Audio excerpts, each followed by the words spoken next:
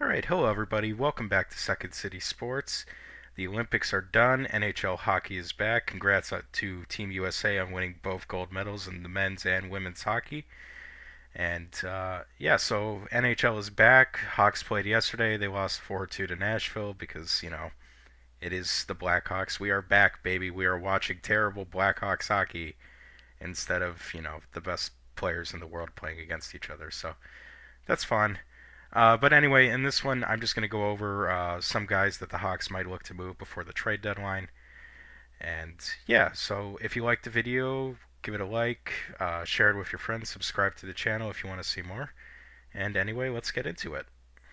So first off, I want to talk about Nick Foligno. Obviously, he's the UFA after this year. Pretty much all the guys I'm going to talk about today are UFAs. I think he's pretty likely to stay. Obviously, he's the captain of the team.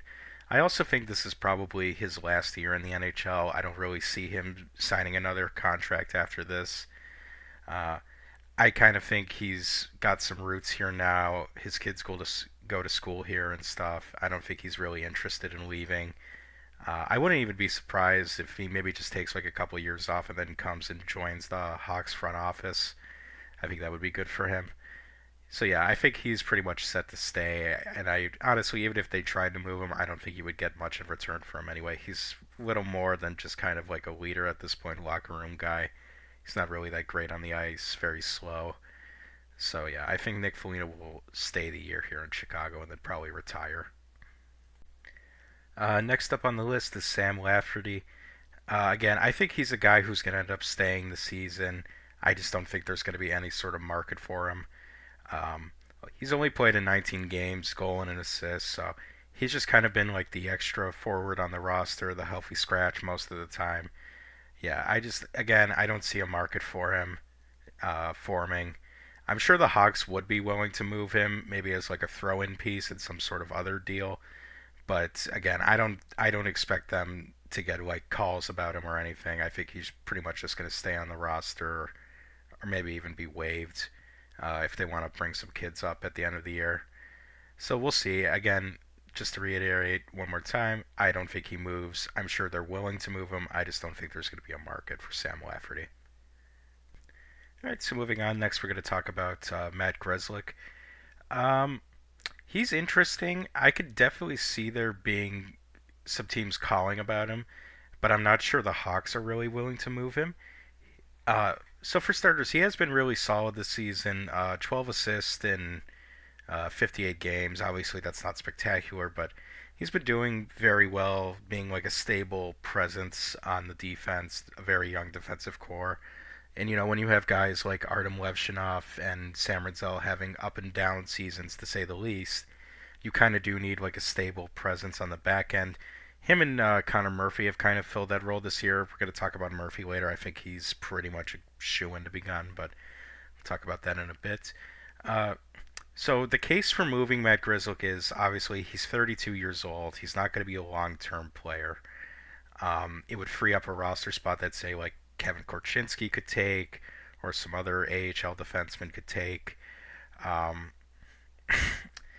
and also for teams that would look at him, he has over like 50 games of playoff experience. He is a veteran. He's been around. He knows like how to do well in the playoffs. Like, he's had a couple deep runs. Obviously, Boston never won anything, but they got deep a couple of times. Um, so yeah, he's an interesting case. I could see them moving him maybe for like a middle round draft pick. Pretty much is the ceiling. I think that's the case with a lot of the Blackhawks assets this go around at the trade deadline. Is you're kind of looking at like third or fourth round pick. Maybe if you get lucky, you can find a team that's desperate. You can squeeze a second out of a team. Not necessarily for Grzelcyk, but for like maybe Ilya Mikheyev or Connor Murphy. So I think it depends on what kind of price the Blackhawks get offered for him. I don't think they're opposed to keeping him. Um, but I also think that there is a possibility that he gets moved. We'll see. Okay, so next up we have Jason Dickinson. Dickinson is a player that I expect the Hawks to actively shop. So obviously they acquired him from Vancouver a few years ago. His first year he was very good, 9 goals, 21 assists in 78 games. The next year after that, even better, 22 goals, 13 assists, 35 points in 82 games. Uh, this year and last year, unfortunately, he's had injury problems a lot of the time. The offensive production is weighed down, but he still is a really good defensive player, great penalty killer. Um, so I expect that there will be some sort of market for him, even a small one, where they can maybe try to move him. The main problem with Dickinson he is making 4.25 million. They might have to retain on him if they want to get a better price. But still, I think he is a good player for the NHL. He's a guy that teams contenders can plug into their bottom six, have him play penalty kill, and not really worry about his 5-on-5 offensive production. Just worry about his defensive game. And I think that would work out well for him and for the team that acquires him.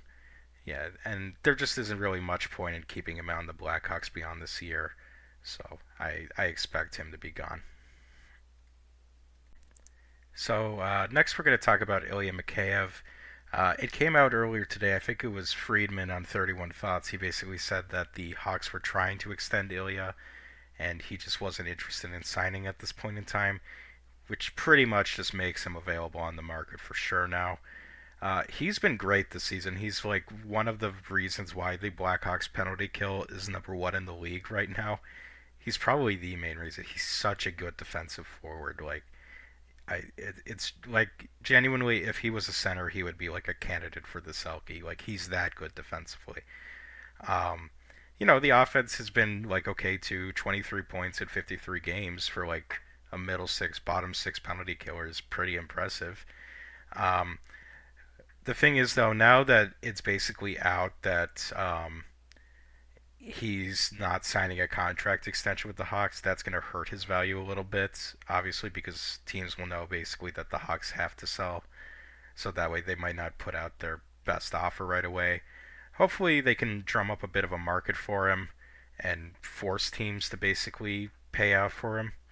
The other thing with him, $4.75 million cap hits. I don't know if teams are willing to take all of that. We might have to take a player back or something like that, or retain again. Um, that's another problem with a lot of the Hawks players that are looking to be moved. It's like Dickinson, Murphy, Mikheyev. They all make probably a little too much money for what they're doing for their team. So that's kind of the issue. But again, I would think that a team would really, that especially a team that needs penalty kill help, would be willing to take a shot on him and maybe pay a decent price. It doesn't seem like he wants to extend in Chicago, so I think this might be it for him here. Wish him the best of luck. He's been really good in his time as a Hawk, and yeah, yet again, wish him the best. All right, and so today the last guy we're going to talk about is Connor Murphy. Obviously, Murphy is, I think, the longest tenured Blackhawk at this moment in time. But it seems like this is it. The Hawks are ready to move on. It feels like Murphy's ready to move on. Um, it is what it is. Say what you will about Murphy. I've said plenty. I don't think he's that great, but for a contending team, having a guy who could probably play on a second pair, like the fourth defenseman, fifth, sixth defenseman on a good team, play penalty kill minutes. Again, he's a guy. The Blackhawks penalty kill has been really good, and teams can look at that and say, well, we could use a defenseman who could play on the penalty kill. They could probably get him pretty cheaply, maybe like a third round pick, late second round pick, if the Hawks get lucky. Again, I just think it's time to move on from him. It's time to kind of put that whole era of failure behind. Um, yeah, I think it's just time to move on from this kind of like these older players who have been here a while with little to no success. And Murphy again, like he's been in the NHL since 2013, 2014. He's only played in the playoffs once, and even then, it was like the COVID year where a bunch of teams just got in through the play-in, and then basically they got kicked out of the playoffs almost right away. So, I think this is it for Murphy.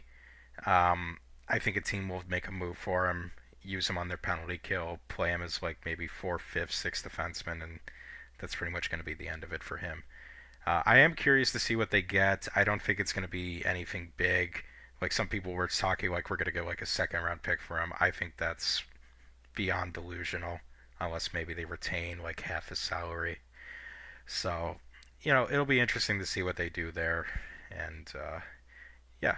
Anyway, that's going to do it for this one, guys. I hope you enjoyed the video. Once again, like it, share it with your friends. And as always, I hope you have a good day, and bye bye.